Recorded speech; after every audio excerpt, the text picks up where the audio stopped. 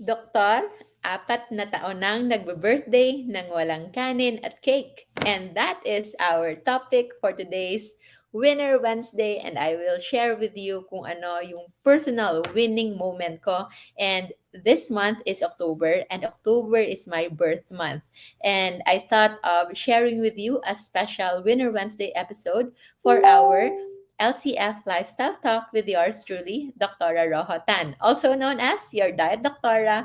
But what I want is for you to realize na ako, as an advocate of low carb and fasting and nutrition, I hope you know also na eto ay hindi lang successful story for me, but it can also be a successful story for you.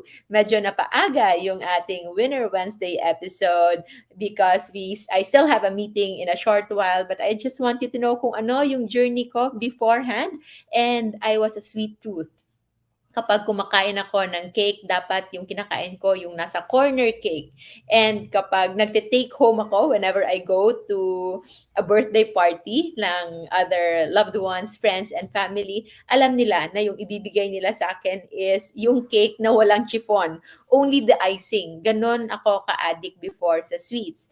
However, 5 years ago, our family on my papa's side, sobrang nakakalungkot that for their fourth brother ay namatay because of diabetes complications. And 6 years before that, it was also my papa who passed away. And 7 years before, yung isang uncle ko, and 8 years before, it was my other uncle. So, apat silang magkakapatid, all around 50s yung edad, namatay sila 1 year apart and in a row, sunod-sunod. And they all had diabetes at iba-iba yung kanilang reason for death. Merong for CKD, nagkaroon ng namatay while doing dialysis. Merong isa with heart attack to think he was very physically fit because he was in the military. And then the other one was my papa who succumbed to liver failure kahit hindi siya umiinom. And my other uncle who also had complications sa kanyang liver and many more. So yun yung mga isa sa motivations namin, like me personally, to really look into my way of eating. Kasi as a doctor, parang tinanggap ko na it's familial, it's already given na the moment that you are going to age because of family history of diabetes, you will just eventually have diabetes yourself. It's just that hindi natin nakita na much of those diabetes pala sa family is hindi lang related sa genes, but much more related sa ating way of eating, sa ating pagkain, and sa ating lifestyle. And that is the most important winning moment discovery for me when I learned about the amazing benefits of low carb and fasting na sa tamang pagkain pala ay pwedeng ma-reverse yung course ko as having pre-diabetes ever since I can remember. College pa lang, yung fasting blood sugar ko is already more than 100. So, impaired fasting glucose. And then eventually, meron na ngang almost diabetes na computation. And I was already taking metformin that time. Still, yung blood sugar ko hindi pa rin bumababa. And it has something to do lang pala with pagkain. Nasa pagkain lamang. And when you discover, you will know kung bakit dapat isa-celebrate natin yung mga winning moments na ito because it's within our control. It is within our power kung paano talaga magkaroon ng best kind of health na tayo yung in control. And that is why it's already my 4th year na nagse-celebrate ako ng birthday ng walang kanin. And bakit walang kanin? Because low carb is about lowering the carbohydrate in our diet. At kapag pinagpababa natin yung ating carbohydrate intake, in an instant, yung ating blood sugar ay bababa din.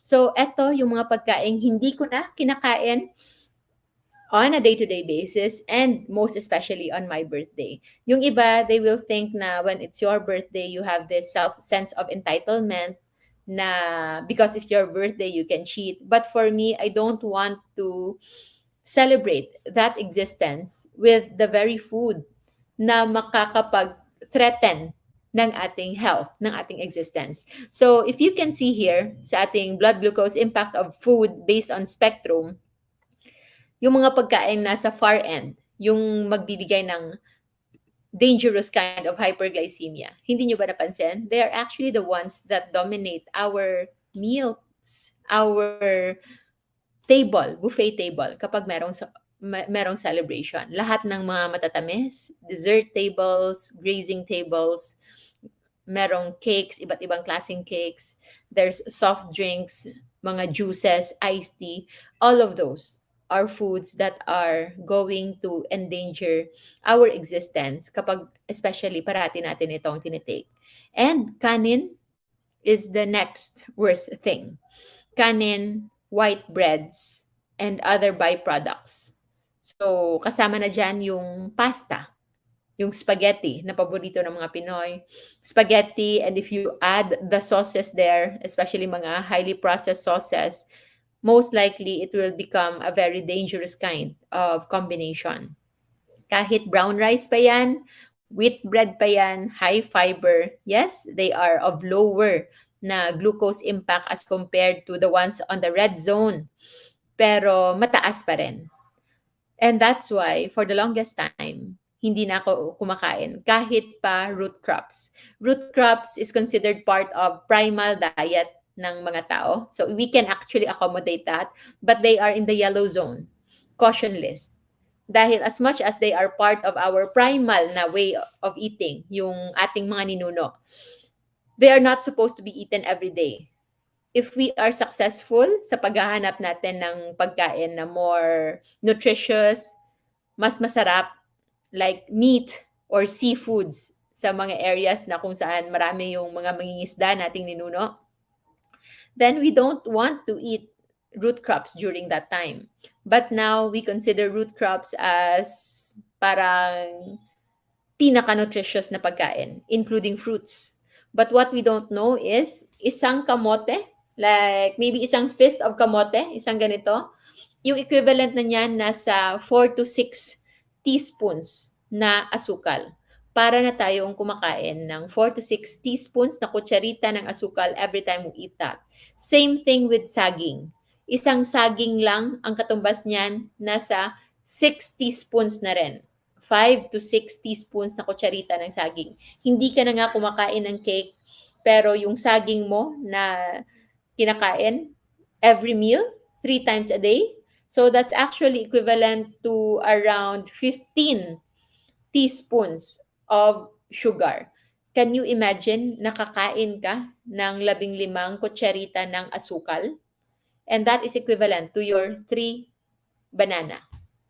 And that is why, for the longest time na nag-birthday ako, for the 4th year this year, wala pa rin kanin and wala pa rin cake. But there is an asterisk there. I have to be honest. Merong cake. It's just that it is sugar-free. And I think that's also good news para sa atin. Na if we are going to celebrate, and I think it's more on cultural, like yung celebration parang hindi sapat if you don't have those parang paraphernalia kumbaga, yung expected na makikita natin. And I'm so thankful that our community is getting bigger and bigger, especially to our partners na sumuporta on the National Low Carb Day last October. And we are so for the first week of October. And meron na nga mga providers of low carb cakes for special occasions like birthdays or the National Low Carb Day. So maraming salamat for contributing. And of course, but for those na kailangan pang gumaling, for those na meron pang iniinom na gamot, for those na baguhan pa lang sa lifestyle na ito, I hope you will not overdo your intake of those goodies. Kasi gusto natin yung sustainable way of eating. Let's reserve the cakes and the goodies on really special occasion and for a reason. Kasi if you will be taking them, parati mo silang kinakain for no reason at all, they will actually lose their sense of being special. So we take them when it is very important. So I will show you my photo for this year na birthday celebration. There is a buffet area on the side na hindi lang nakita and it's all pure meat. So, puro flowers na lang. Wala nang pagkain para low carb talaga. Hindi. So, thank you to JGR Tan Fan Club for these gifts and also to our providers. I think it's from Graceful Eats. And maraming salamat. These are all low carb cakes. So it's all sugar free. And whenever we talk about sugar free cakes, hindi lang po basta walang sugar. It's also a wheat flour free cake. Yung isa sa pinakamalaking source ng sugar or glucose sa birthday cake is not just the icing or the sugar, but also yung flour, yung harinang ginagamit sa paggawa ng chiffon. And when it comes to low carb, you usually use either almond flour or coconut flour. Meron ding iba na other less popular and less common. But for the sake of discussion, we can just focus on almond flour and coconut flour. Almond flour is quite expensive, nasa 600 per kilo. Yung coconut flour is cheap, less than 100 peso per kilo, makakabili na kayo. And what's good also, sustainability-wise, coconut flour is more sustainable. It's widely available in the Philippines and it's also good for the environment. So go for coconut flour. It's just that hindi lahat nasasarapan sa coconut flour. And I have to tell you, these cakes, marami na ngayon na almost tasting like the high-carb regular cake. But whenever it feels like the real thing, sometimes you have to question. Maybe it's too good to be true. So, when in my experience, yung mga totoong low carb talaga na walang impact on blood glucose, on blood sugar or anything, it's so hard for them to reach that regular high carb consistency. So, what we do is to manage our expectations. So, how do we manage our expectations? We actually are happy na makakita ng parang cake-like looking pa lang.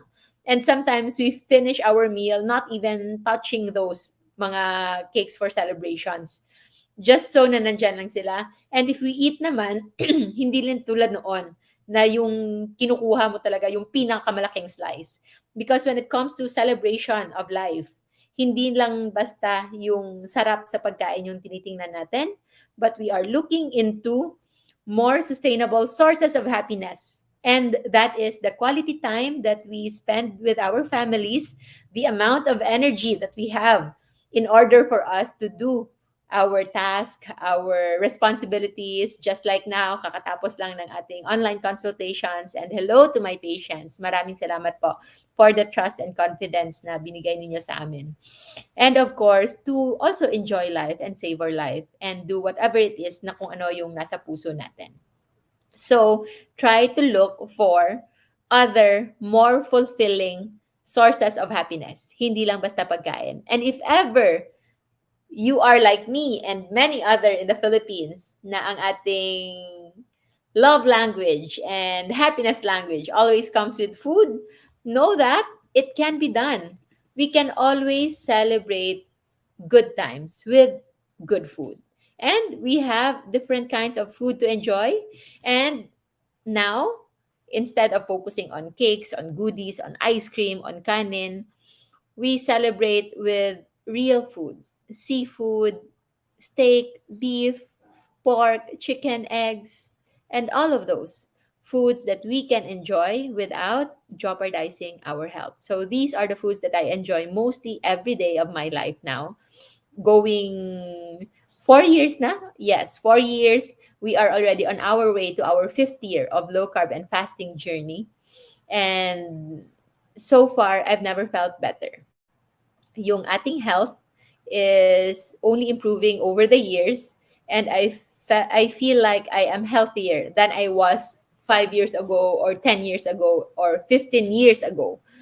Usually, we thought na habang magtatanda tayo, ay mas magde-deteriorate na lang yung ating health.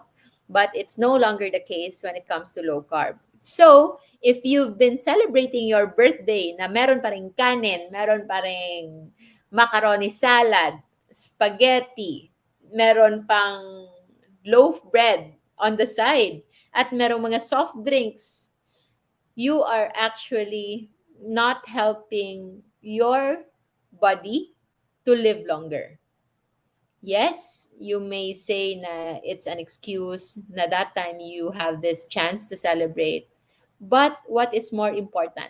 Try to ask yourself, try to really question kung ano yung mas importante. Yung panandali ang sarap ng tamis, ng desserts, ng soft drinks, or the health that you will get na mas masisavor mo yung investment mo later on, yung retirement mo, you can enjoy life with your family and friends. You can enjoy more memories sa inyong mga kapatid, sa magulang natin, and to your children. So, when it comes to our Winning Wednesday, I hope you will always choose what's going to make you thank yourself later on. So kung ano yung pwede mong gawin ngayon na pwede mong pasalamatan yung sarili mo later on that you did that. And if you haven't started your low carb and fasting journey yet, maybe it's time for you to consider that one. So I'm just sharing for you today yung ating Winner Wednesday, my own winning journey, and that is being able to celebrate my fourth birthday nang walang kanin at walang high carb cake, walang kahit anong may high carb component. Walang kanin, pasta, walang soft drinks, walang juices, walang mashed potato, walang fries, at other na mga nasa caution list natin. And I intend to avoid those foods for good because ayokong magsisi sa huli knowing that I am the one, ako mismo yung sisira sa aking pangangatawan. And how I take care of myself is my panata to my loved ones that I'm going to take care of myself in order for me to take care of them. And so, even if it sounds so selfish, na puro ako lang at yung health ko lang yung concern ko, I actually feel that that is necessary. And I think you should do that as well to prioritize your health, to prioritize your own body, to prioritize your own healing, because that is the only way na pwede mo itong magawa. And that is the only way that you can also take care of your loved ones, give back to your loved ones, to your community, and be part of the solution and contribute while we are still living. So remember the things to avoid on our caution list and danger list, and savor the ones in our safe list. So Jan, you can see it from there. And so, yun lang muna for today. Maraming salamat everybody. Thank you so much for being here, and I hope to see you. Yung National Low Carb Day pala natin on December, I think it will be moved to December 11. So stay tuned lang po. Inaayos lang namin yung final venue for the Fun Run and Family Day this December. And I hope to see you all there. So maraming salamat everyone. And of course, as always, no, remember to stay low carb so that we all stay safe. Bye-bye. Have a good day. Have a good midweek.